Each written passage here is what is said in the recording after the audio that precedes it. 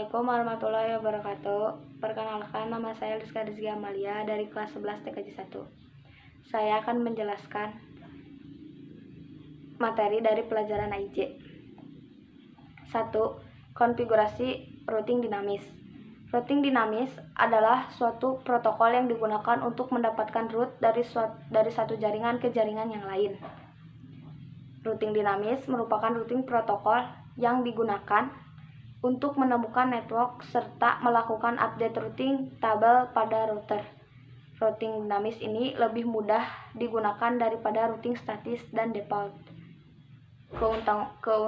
Keuntungannya hanya mengenal alamat yang terhubung langsung dengan routernya.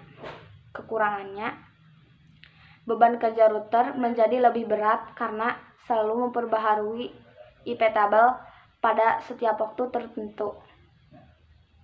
Macam-macam protokol routing dinamis. 1. RIP, Routing Information Protocol. 2. OSPF. 3. BGP. 4. EIGRV. 5. AS. Kelebihannya RIP yaitu menggunakan metode triggered update. Kekurangannya jumlah host terbatas. Kelebihannya IGRV yaitu mampu mensupport 255 hopcon. Kekurangannya memiliki jumlah host terbatas.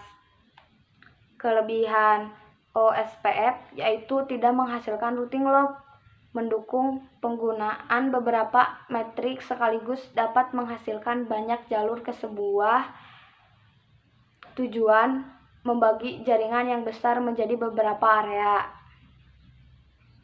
Kekurangannya membutuhkan basis data yang besar dan rumit.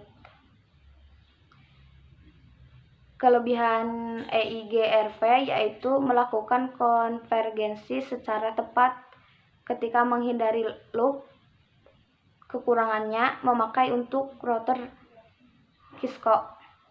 Kelebihan EGP yaitu instalasi sangat sederhana. Kekurangannya topologi yang digunakan sangat terbatas. 2. Memperbaiki konfigurasi routing dinamis. Dalam routing dinamis terdapat beberapa permasalahan seperti routing loop dan lainnya. Routing loop adalah bolak-balik antar jaringan dan tidak pernah mencapai tujuannya. Penyebabnya routing loop yaitu konfigurasi rute salah. Metode untuk mencegah routing loop. 1. Metode sleep horizon. 2. Metode route poison. Permasalahan lainnya pada routing dinamis yaitu kecepatan pengenalan dan kelengkapan IP table terbilang lama. Tugas-tugas dari administrator jaringan. 1. Menginstal dan mengkonfigurasi server. 2. Menginstal dan mengkonfigurasi application software. 3. Membuat dan mengelola user. 4. Backup dan restore file. 5. Mengkonfigurasi keamanan sistem. 6. Menggunakan tool untuk memonitor keamanan jaringan. 3. Konfigurasi dan perbaikan network address translation. 1. Pengertian gateway NAT.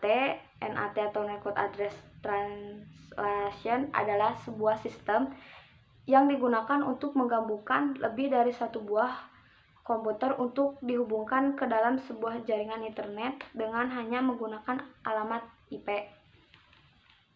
Fungsinya yaitu sebagai translasi alamat IP publik ke alamat IP privat atau sebaliknya.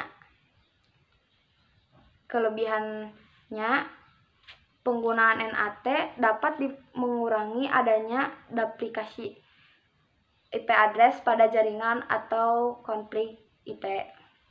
Kekurangannya, NAT dapat menyebabkan keterlambatan proses karena data yang dikirim harus melalui perangkat NAT terlebih dahulu. Ada beberapa konsep dasarnya. 1. TCP atau IP. 2. Gateway atau router, 3 firewall, 4 divert atau mekanisme diversi paket kernel. Sekian dari saya, kurang dan lebihnya mohon maaf. Wabillahi taufiq wal hidayah. Wassalamualaikum warahmatullahi wabarakatuh.